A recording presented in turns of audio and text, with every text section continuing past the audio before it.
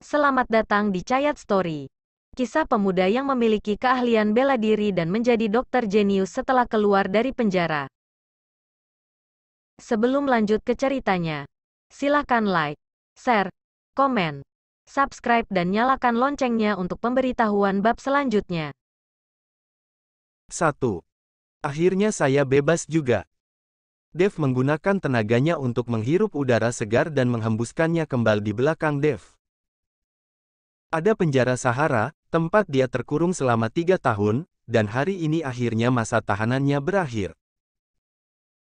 Entah bagaimana kabar orang tuaku sekarang.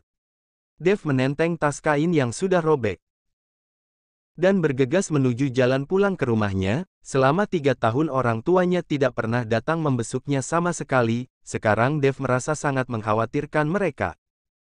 Dalam perjalanan pulang, Dev terus memperhatikan cincin perunggu yang ada di tangannya.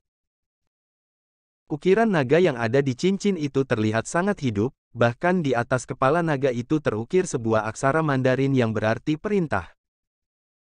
Cincin itu diberikan kepadanya hari ini saat dia bebas oleh Ryu, teman sesama narapidananya. Ryu adalah orang yang sangat aneh. Dia selalu mengoceh sepanjang hari dan mengatakan kalau dirinya adalah penguasa kuil naga langit, yang mengetahui rahasia langit dan bumi, juga seorang ahli forensik yang bisa menghidupkan kembali orang mati. Semua orang menganggap Ryu hanyalah orang gila, dan tidak ada yang memperdulikannya. Hanya Dev yang kadang kala mencarinya untuk mengobrol, dan membagikan sedikit lauknya kepadanya. Setiap harinya, Ryu akan menceritakan beberapa hal aneh kepada Dev, tentang kuil naga langit, tentang pulau naga. Semua cerita itu tidak pernah Dev ketahui sebelumnya. Kemudian, setiap harinya Ryu akan mengajak Dev untuk bermeditasi bersamanya, dan berlatih bela diri. Dev yang juga bosan selalu mengikutinya dan belajar darinya. Tapi siapa sangka, setelah 3 tahun berlalu, Dev benar-benar belajar bela diri dan keahlian medis dari Ryu. Dan hari ini, tepat hari bebasnya Dev, Ryu memberikan cincin itu kepada Dev dan memberitahukan kepada Dev kalau di tahun ini, tepat pada hari ke-15 bulan 7 menurut penanggalan lunar, Dev harus pergi ke pulau tak bernama yang ada di Laut Bada. Dan sesampainya di pulau itu, dia harus menunjukkan cincin itu, dan akan ada orang yang datang menjemputnya, dan saat itu Dev akan mendapatkan peluang yang besar. Karena sudah banyak hal yang dia pelajari dari Ryu. Membuat Dev sangat mempercayai kata-kata Ryu, dan berjanji akan melakukan sesuai pesan Ryu, tapi tanggal 15 bulan 7 menurut kalender lunar, masih berselang beberapa bulan lagi. Sebelum menyadarinya, Dev sudah sampai di depan pintu rumahnya. Melihat rumah bobrok yang ada di hadapannya membuat ekspresi Dev terlihat rumit. Dia tidak tahu bagaimana keadaan orang tuanya selama 3 tahun ini, karena sikap impulsifnya membuat orang tuanya ikut menerima tekanan besar. Mengingat kejadian 3 tahun lalu membuat mata Dev dipenuhi dengan amarah. 3 tahun lalu, Dev dan pacarnya, Sana, sudah membahas tentang pernikahan mereka. Mereka berdua merupakan teman satu kampus, dan sudah berpacaran selama 2 tahun. Tapi suatu hari saat dia mengantarkan Sana pulang saat larut malam, mereka bertemu dengan Navarro yang sudah mabuk. Navarro adalah konglomerat generasi kedua yang terkenal di kota Surau. Dia sudah melakukan berbagai macam kejahatan. Dan Navarro yang melihat Sana, merasa Sana sangat cantik dan langsung memiliki pikiran bejat. Dia pun mulai menyentuh Sana. Sebagai seorang konglomerat generasi kedua yang terkenal, Navarro bahkan tidak menganggap Dev ada. Dev yang melihat pacarnya sendiri dilecehkan orang, langsung menggila. Dia mengangkat tinjunya dan langsung menghantamkannya kepada Navarro. Akhirnya, seperti yang sudah dibayangkan, Navarro yang berkuasa tidak terima dirinya dipukuli. Dia langsung melapor polisi dan menangkap Dev. Dan Dev divonis 3 tahun penjara atas penyerangannya terhadap Navarro. Dan sampai pada hari ini, di mana Dev sudah dibebaskan. Setelah berdiri cukup lama dalam keraguan, akhirnya Dev mengetuk pintu itu dengan pelan. "Siapa?" Pintu itu terbuka, dan sesosok wanita tua yang bungkuk dan beruban menjulurkan kepalanya, satu tangannya tidak berhenti meraba-raba yang ada di depannya. Siapa yang mengetuk pintu?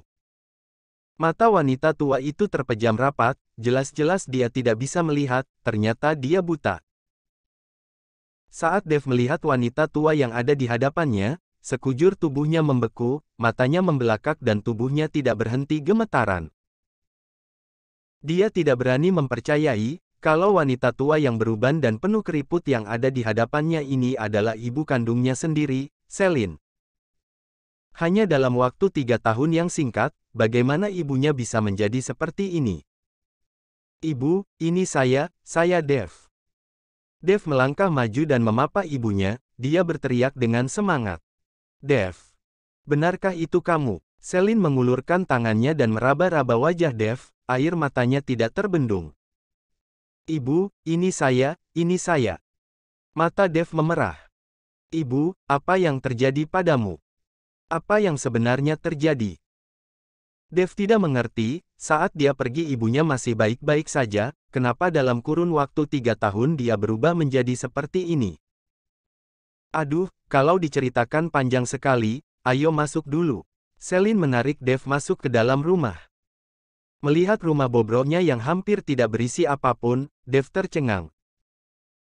Walaupun mereka bukan orang kaya, tapi ayahnya merupakan seorang karyawan formal, jadi kehidupan mereka masih termasuk sejahtera, tapi sekarang, kenapa rumah mereka jadi semiskin ini? Ibu, apa yang sebenarnya terjadi di rumah? Dev yang melihat keluarganya menjadi miskin, bertanya kepada ibunya, aduh. Celine menghela nafas. Setelah kamu pergi. Celine menceritakan kembali kejadian-kejadian yang terjadi setelah Dev pergi. Ternyata keluarga Kintan tidak hanya menjebloskan Dev ke dalam penjara, mereka juga meminta ganti rugi sebesar L miliar. Karena tidak ada solusi lain. Ayah Dev menjual rumah pernikahan Dev dan meminjam uang dalam jumlah besar, itu pun masih belum cukup. Mereka akhirnya mencicil 300 juta sisanya kepada keluarga Kintan. Karena masalah ini, ayah Dev kehilangan pekerjaannya, dan hanya bisa mencari nafkah dengan menyapu jalanan, sedangkan ibunya terus menangis setiap hari, sampai matanya pun buta. Ini juga alasan kenapa orang tuanya tidak pernah sekalipun membesuknya saat dia di penjara selama 3 tahun. Mendengar ucapan ibunya, Dev mengepalkan tinjunya dengan kuat, keinginan membunuh terlihat sangat jelas di matanya. Dia tidak menyangka keluarga Kintan akan sekejam itu, dan mengupayakan cara untuk membasmi keluarganya. Ibu, lalu, apakah Sana sama sekali tidak mengurusi kalian? Dev bertanya kebingungan. Sana merupakan calon istrinya, dan dia juga dipenjara karena menolong Sana. Sana tidak mungkin bersikap tidak peduli melihat orang tua Dev diperlakukan seperti itu kan? Jangan dibahas lagi. Keluarga Chandra tidak ingin ikut campur. Bahkan saat saya meminta kembali mahar yang kita berikan.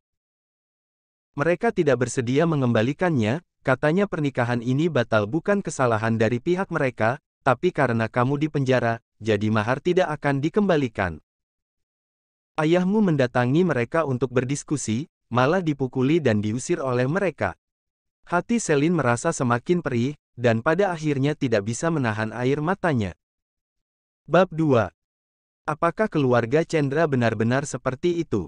Dev mengernyitkan keningnya, dia tidak menyangka Sana akan melakukan hal seperti itu. Pada saat dia ditangkap, Sana masih menangis dan berteriak histeris dan mengatakan kalau dia akan menunggunya bebas, lalu menikah. Kenapa jadi seperti ini? Dev bertekad menemui Sana dan meminta penjelasan. Tapi pada saat itu, pintu rumah mereka digedor dengan kuat, sangat kuat, sampai pintu itu pun sudah hampir hancur. Mendengar suara pintu digedor dengan kuat, wajah Celine memucat, dia kelihatan sangat takut. Ibu, siapa itu? Dev kebingungan melihat ekspresi wajah Celine. Tidak usah kamu pedulikan, cepat masuk ke dalam kamar, dan jangan keluar. Celine mendorong Dev masuk ke dalam kamar, dan mengarah ke pintu dengan wajah yang gelisah. Pintu baru saja terbuka, sesosok pria botak yang membawa 4-5 bawahannya yang terlihat sangar melangkah masuk. Mana uangnya? Bobby melihat Celine dan langsung bertanya. Pak Bobby, sudah saya siapkan, sudah disiapkan. Celine terus mengangguk, dan meraba-raba kantongan yang ada di sudut. Saat ini banyak tetangga yang sedang berkumpul dan menyaksikan, melihat Bobby dan bawahannya mereka tidak berani dekat-dekat. Beberapa bajingan ini terus datang setiap bulannya untuk menagih, benar-benar memaksa orang untuk mati. Iya, sama sekali tidak berperi kemanusiaan. Hei, kecilkan suara kalian, mereka itu orang-orang yang diutus keluarga Kintan untuk menagih ganti rugi. Beberapa tetangga berkumpul dan berkata dengan marah, namun tidak ada satupun yang berani ikut campur saat itu. Bobby mengambil kantongan yang ada di tangan Celine, dan membukanya. Sialan, apa-apaan ini? Bobby mengernyitkan keningnya. Lalu membalikkan kantongan itu. Di dalamnya ada beberapa lembar uang kertas yang kusut dan tua, ada lembaran 100.000, 50.000, dan ada beberapa lembar uang 1.000, 2.000, bahkan ada uang logam seratusan. Apa sampah-sampah ini bernilai 10 juta? Bobby bertanya dan berteriak pada Celine. Pak Bobby, jumlahnya pas 10 juta, kami sudah menghitungnya. Kalau Pak Bobby tidak percaya boleh dihitung, Celine berkata dengan tersenyum, dia bahkan mengangguk dan membungkukkan badannya. Omong kosong. Bobby mengangkat kakinya dan menendang perut Celine, membuatnya langsung terjatuh ke tanah. Menyuruhku menghitung. Saya tidak punya waktu. Segera ganti semua ini menjadi pecahan 100.000. Ibu, Dave langsung terbang keluar dari dalam rumah, bergegas memapah Celine. Dia melirik Bobby dan beberapa bawahannya dengan dingin. Bobby dan beberapa bawahannya tercengang, tatapan dingin Dave membuat mereka bergidik. Dave, siapa yang menyuruhmu keluar? Cepat kembali ke dalam, kamu tidak usah ikut campur. Celine mencoba mendorong Dave kembali ke dalam rumah sekuat tenaga. Ibu, karena saya sudah di sini, masalah ini biar saya yang urus, ibu duduk saja. Dave memapah Celine ke bangku dan mendudukkannya, lalu membalikkan badannya dan menatap Bobby dengan dingin. Bobby menatap Dave dan menilainya, lalu tertawa sambil berkata, Loh, bukannya ini bocah yang memukul Tuan Muda Navarro dengan batu bata 3 tahun lalu dan berakhir masuk penjara? Tidak disangka sudah bebas ya? Tepat sekali hari ini kamu bebas, sebagai mantan pacar kamu tidak menghadiri pernikahan pacarmu dan Tuan Muda Navarro hari ini. Pria idiot ini diselingkuhi. Hahaha. Bobby dan beberapa bawahannya tertawa terbahak-bahak. Apa katamu? Dave mengernyitkan keningnya, matanya penuh ketidakpercayaan. Saya bilang, wanita yang kamu lindungi sampai masuk penjara itu hari ini akan menikah dengan Tuan Muda Navarro. Pernikahannya akan dilangsungkan di Hotel Sawasde, sangat mewah, apa kamu tidak mau pergi melihatnya? Bobby menatap Dave sambil tersenyum mengejek. Alis Dave berkerut, kedua tangannya mengepal dengan erat. Raut wajah Celine yang ada di belakangnya pun ikut berubah, dia terlihat marah sampai badannya pun gemetar. Bagaimanapun putranya Dave masuk penjara karena melindungi Sana, tidak disangka wanita itu malah berpaling dan menikahi musuh. Berlutut, dan minta maaf pada ibuku, dengan begitu saya akan membiarkan kalian hidup. Kilau dingin melintas di mata Dave, tubuhnya dipenuhi dengan aura pembunuh. Suhu di sekitar mereka seolah turun beberapa derajat, membuat tawa di wajah Bobby dan yang lainnya sirna. Setelah sesaat, Bobby akhirnya tersadar, dia langsung berkata dengan murka. Apa katamu? Kamu mau aku berlutut dan meminta maaf? Sambil berkata, Bobby melayangkan sebuah tinju ke arah Dave. Dengan tubuh kurus kerempengnya Dave, tinju itu akan membuatnya terkapar di tanah. Bam! Tapi siapa yang menyangka, saat Bobby baru saja melayangkan tinjunya, tendangan Dave sudah menghampirinya. Bobby terkapar di tanah, sambil memegangi selangkangannya dan berteriak kesakitan, dia langsung berkeringat dingin dan tidak berhenti meraung. Dave, kamu jangan berkelahi lagi. Mendengar raungan Bobby, Celine segera membujuk Dave untuk tenang. Dev baru saja dibebaskan dari penjara karena kasus penyerangan, bagaimana kalau sampai dia kembali dijebloskan lagi ke dalam penjara karena memukuli orang? Habisi dia, bunuh dia. Bobby berteriak marah, dia menatap Dev dengan penuh kemarahan dan kekejaman. Beberapa bawahan Bobby langsung menyerang ke arah Dev. Dev menoleh ke arah ibunya.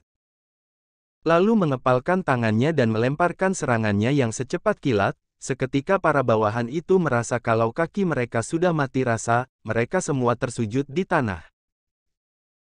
Dan saat itu, Bobby yang melihatnya langsung tercengang, dia menatap Dev dengan tatapan tidak percaya, aura dingin menyelimuti hatinya. Bahkan para tetangga yang sedang menyaksikan kejadian itu juga ikut membelalak tidak percaya, minta maaf pada ibuku. Suara dingin Dev kembali terdengar. Bobby ragu-ragu sesaat, tapi saat dia melihat tatapan mata Dev yang dingin, mau tidak mau dia berlutut. Maaf. Bobby dan beberapa bawahannya meminta maaf, "Nyah dari sini." Dev mengibaskan tangannya. Dia tidak ingin membunuh orang di depan tetangganya, dan ibunya sendiri, dengan kemampuannya, membunuh preman kecil seperti mereka hanya semudah menjentikkan jari. Bobby yang dipapa oleh bawahannya menatap Dev dengan penuh kebencian. Dia terlatih tatih dan merasa sangat tidak puas, tapi Dev sama sekali tidak takut pada pembalasan dendam Bobby. Bab 3. Ibu, kamu tidak apa-apa kan? Mereka sudah pergi. Setelah Bobby pergi, Dev langsung bertanya penuh cemas pada Selin. Aduh, kamu ini. Baru saja bebas, sudah mencari gara-gara dengan mereka lagi. Selin segera mengoceh pada Dev. Cepat pungut uang yang ada di lantai, itu uang yang kita kumpulkan dengan susah payah. Dev jongkok dan memungut uang yang berjatuhan di lantai dan memasukkannya kembali ke dalam kantongan. Ibu, lain kali biar saya saja yang mencari uang, ibu dan ayah beristirahat saja di rumah, dan saya juga akan mencari cara untuk menyembuhkan matamu. Dev menyimpan kembali uang itu dan menyerahkannya kepada Selin. Niatmu saja sudah cukup, Selin berkata, lalu tiba-tiba mulai menangis. Sekarang kamu sudah pulang, hati ibu sudah tenang, kalau bukan karena mengkhawatirkanmu, ibu pasti sudah mati sejak dulu. Dia melihat ibunya menjadi seperti ini, mata Dev mulai berapi-api. Bam! Dev tidak tahan lagi, dia meninju meja yang ada di hadapannya. Bro! Meja itu hancur berkeping-keping dalam sekejap. Keluarga Kintan. Keluarga Chandra. Saya pasti akan membuat mereka menanggung akibatnya, pasti. Sekujur tubuh Dev dipenuhi dengan aura kemarahan yang berapi-api. Seolah merasakan kemarahan Dev, Selin berkata dengan tergesa-gesa. Dev, kamu jangan mencari perkara ya, sekarang kamu sudah bebas, kamu fokus mencari pekerjaan saja, semuanya akan menjadi lebih baik lagi setelah ini. Ibu, jangan khawatir, saya tahu harus berbuat apa, saya mau keluar sebentar. Dev menghibur ibunya sendiri, lalu pergi keluar, dia mau pergi mencari sana untuk meminta penjelasan.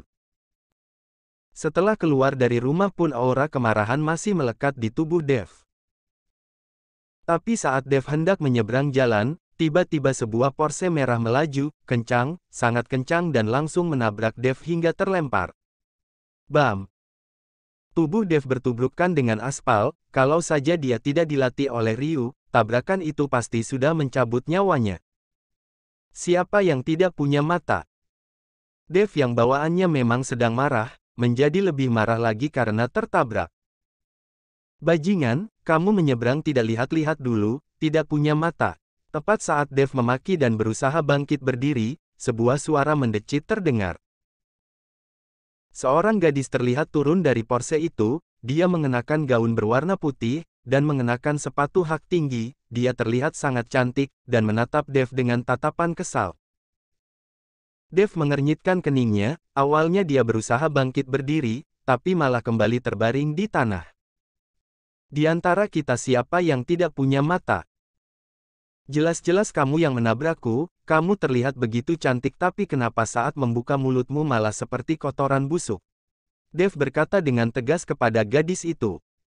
Kamu berani memakiku. Gadis itu menatap Dev dengan emosi, dan tiba-tiba mengangkat kakinya dan menendang Dev. Gadis itu mengenakan sepatu hak tinggi, hak sepatu itu seruncing pisau, kalau tendangan itu mengenai tubuh orang pasti akan langsung berdarah. Yuki, berhenti.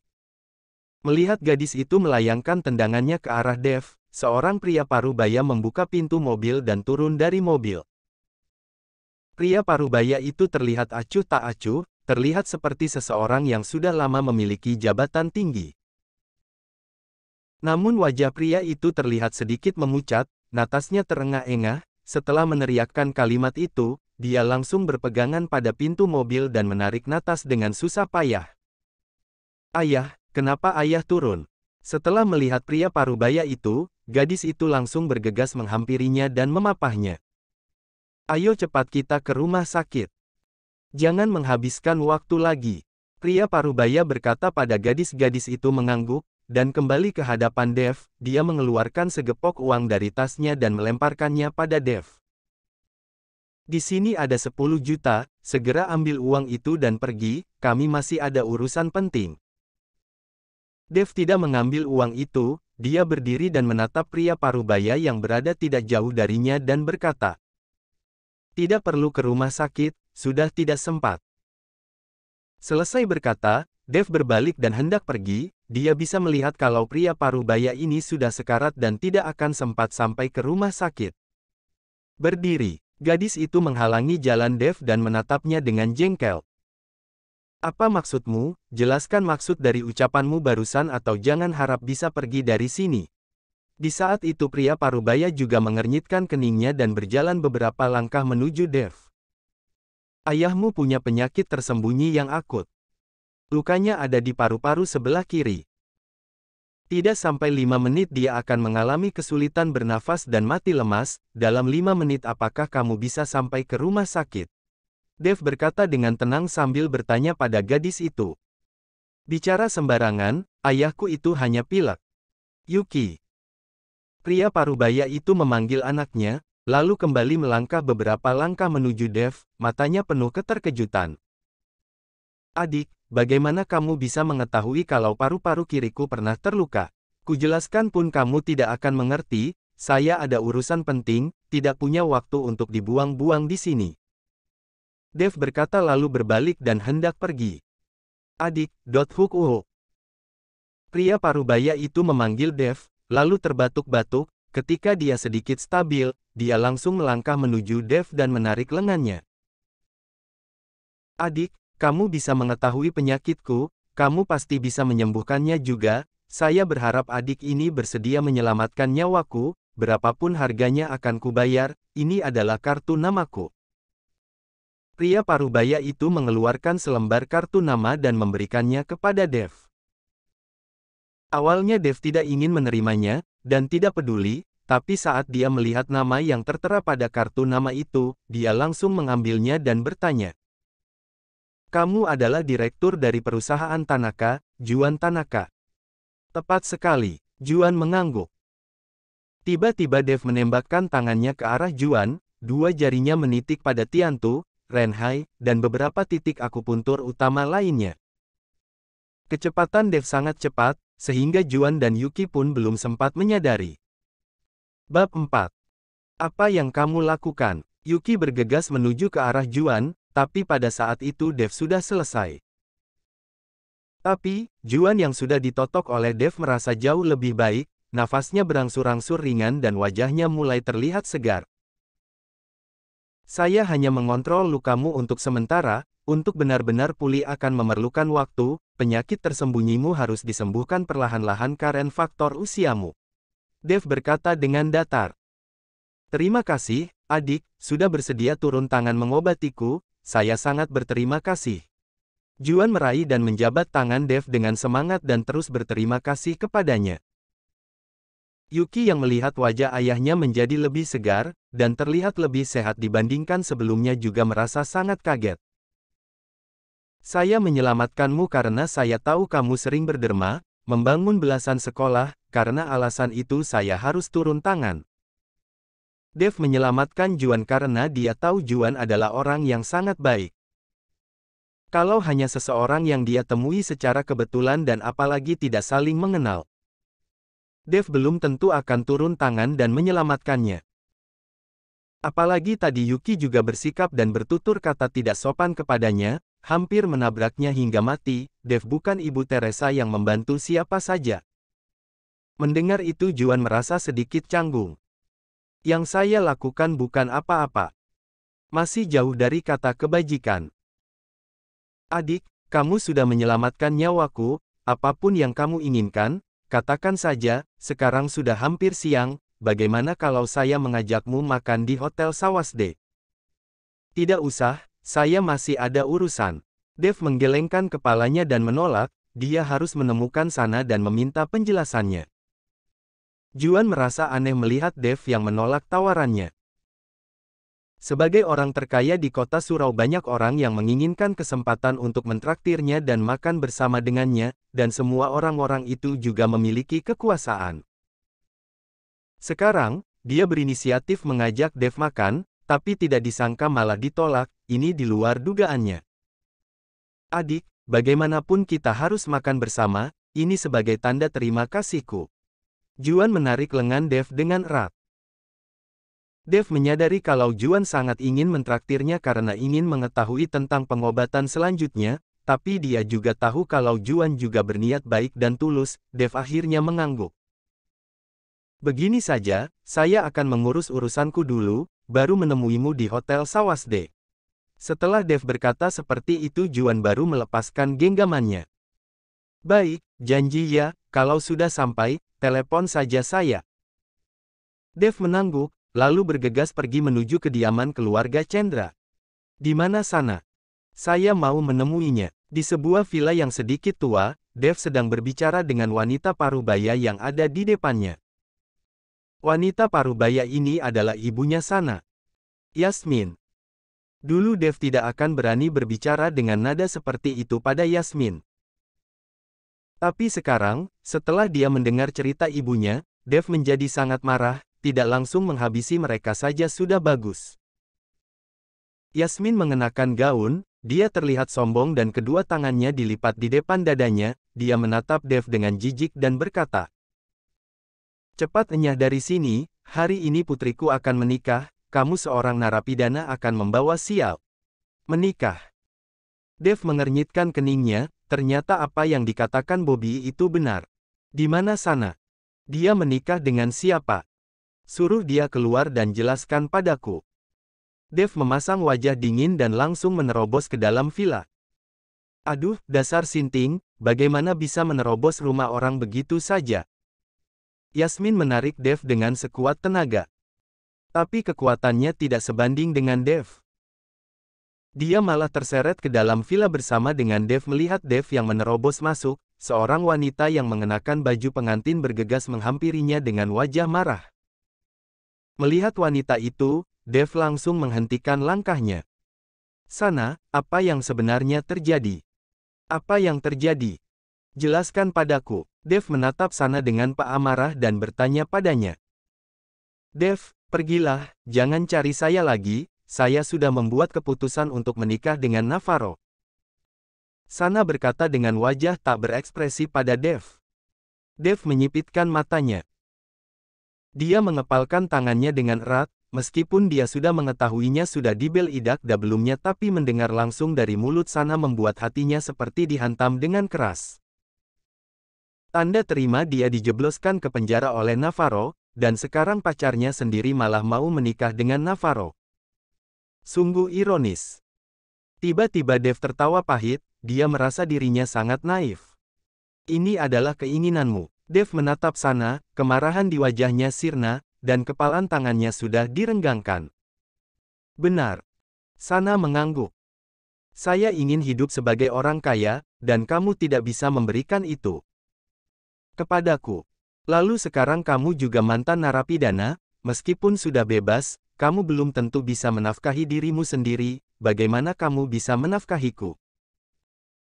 Melihat hubungan kita sebelumnya, ini ada beberapa ratus ribu, ambillah, setidaknya kamu tidak perlu tidur di jalanan. Setelah berkata, Sana mengeluarkan beberapa lembar uang 100.000 dan melemparkannya ke wajah Dev. Seketika itu Dev menatap Sana, hatinya sudah mati rasa, wanita yang ada di hadapannya bukan lagi pacarnya yang dulu. Kamu akan menyesal. Selesai berkata, Dev langsung membalikkan badannya dan pergi, dia tidak mengambil uang Sana. Cih, kalau menikah dengan orang miskin sepertimu baru akan menyesal. Yasmin yang ada di belakang langsung meludah dengan kuat. Bab 5. Saat Dev baru keluar dari pintu, deretan mobil penjemput pengantin langsung memblokir jalan keluarnya. Seorang pria muda yang mengenakan setelan jas dan sepatu kulit turun dari mobil pengantin dan membawa buket bunga di tangannya. Pria itu adalah Navarro. Mayo Andalenma Navarro yang melihat Dev sedikit terkejut, tapi kemudian dia tertawa terbahak-bahak. Saya bahkan sudah lupa hari ini kamu dibebaskan, benar-benar kebetulan sekali, bagaimana kalau kamu ikut menghadiri acara pernikahanku dan Sana? Navarro menatap Dev dengan penuh penghinaan, tatapan mengejek terlihat di matanya. Dev melirik Navarro dengan dingin, dia berbalik dan ingin pergi, dia tidak ingin menghabiskan waktu untuk mendengar omong kosong orang seperti ini. Jangan pergi, siapa sangka Navarro menghalangi Dev. Apa kamu tidak punya uang untuk memberi amplop? Tidak apa-apa. Kamu tidak memberi kami amplop pun kamu boleh makan dan minum sepuasnya. Acara pernikahan kami dilangsungkan di Hotel Sawasde. Kalau kamu tidak menggunakan kesempatan ini sebelum ni tanda terim mungkin seumur hidup ini kamu tidak akan punya kesempatan untuk makan di sana lagi. Navarro berkata sambil tertawa, dia bahkan mengulurkan tangannya dan menepuk-nepuk wajah Dev. Dev menepis tangan Navarro dengan kuat. Bodoh, bisa-bisanya merasa puas menikahi barang bekas mainanku pula. Dev mencibir.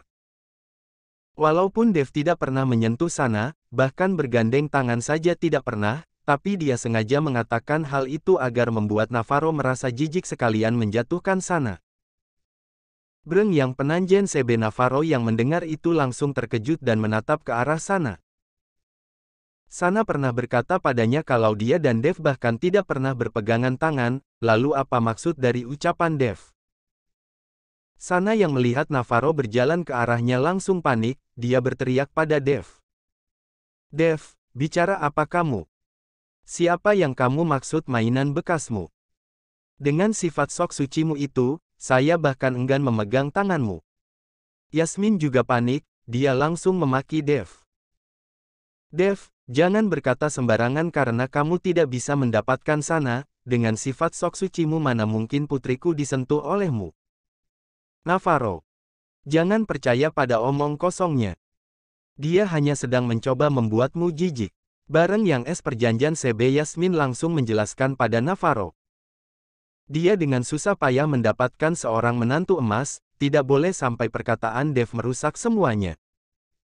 Bibi, tenanglah, saya tidak akan percaya padanya. Navarro juga bukan orang bodoh, tentu saja dia tidak akan percaya begitu saja pada omongan Dev. Percaya atau tidak, terserah kamu. Dev malas berbasa-basi dengan Navarro, dia langsung pergi melewatinya begitu saja. Tunggu. Navarro berteriak pada Dev. Sebaiknya kamu jaga mulutmu itu, jangan berani berkata sembarangan tentang istriku, atau rasakan akibatnya. Navarro takut Dev akan berkata sembarangan di luar dan merusak nama baik keluarga Kintan. Hehe. Ini mulutku, berkata apa tentu saja terserah padaku, kenapa kamu yang ribut? Dev menatap Navarro dengan dingin. Sebaliknya, kamulah yang harus berhati-hati, jangan sampai suatu hari nanti kamu bahkan tidak tahu kenapa kamu mati. Navarro yang melihat tatapan sedingin es dari Dev langsung gelisah, hatinya merasakan sedikit ketakutan. Tapi dalam sekejap, Navarro merasa dirinya sedang dipermalukan, kedua matanya langsung memelototi Dev. Bajingan! Kalau kamu tidak takut mati. Coba saja, jangan sampai pada akhirnya kamu malah bersujud memohon ampun padaku. Wajah Navarro dipenuhi dengan amarah, kalau saja hari ini bukan hari pernikahannya dia pasti sudah menghabisi Dev. Siapa yang akan bersujud memohon ampun masih belum bisa dipastikan kan? Kita lihat saja nanti. Dev menatap Navarro. Navarro, waktunya sudah tiba, sudah, kita tidak usah hiraukan si miskin ini lagi, dasar sinting. Yasmin memelototi Dev dengan kejam. Dan Navarro yang memegang buket bunga berjalan masuk ke dalam rumah diikuti sebarisan orang. Dev yang menatap punggung Navarro tiba-tiba menjentikkan jarinya, seberkas cahaya perak tiba-tiba masuk ke tubuh Navarro. Navarro gemetar sesaat, tapi dia tidak memperdulikannya, dan melanjutkan melangkah masuk ke dalam rumah. Saya ingin lihat apakah kamu akan datang bersujud memohon padaku. Barang yang Dev menyeringai, dia membalikkan badannya dan pergi menuju Hotel Perjanjian Set Sawasde. Di depan pintu utama Hotel Sawasde. Juan berdiri di depan pintu dan dia sendiri yang menunggu Dev secara langsung, orang-orang yang memasuki Hotel Sawasde dan melihat Juan langsung membicarakannya. Bukankah itu Tuan Tanaka, kenapa berdiri di depan pintu hotel? Sepertinya sedang menunggu seseorang, entah siapa orang hebat yang akan datang sampai-sampai Tuan Tanaka sendiri yang menunggunya langsung. Dengar-dengar putra keluarga Kintan akan menikah dan diselenggarakan di sini, apakah Tuan Tanaka menunggu keluarga Kintan? Bisa jadi. Lagi pula keluarga Kintan juga termasuk orang kaya. Mereka bisa saja mempunyai kehormatan semacam ini, orang-orang yang lewat berjalan memasuki hotel sambil membicarakan hal ini. Sedangkan Juan masih berdiri di depan pintu, dia terus menatap arlojinya berulang-ulang, wajahnya sudah terlihat tidak sabar. Ayah.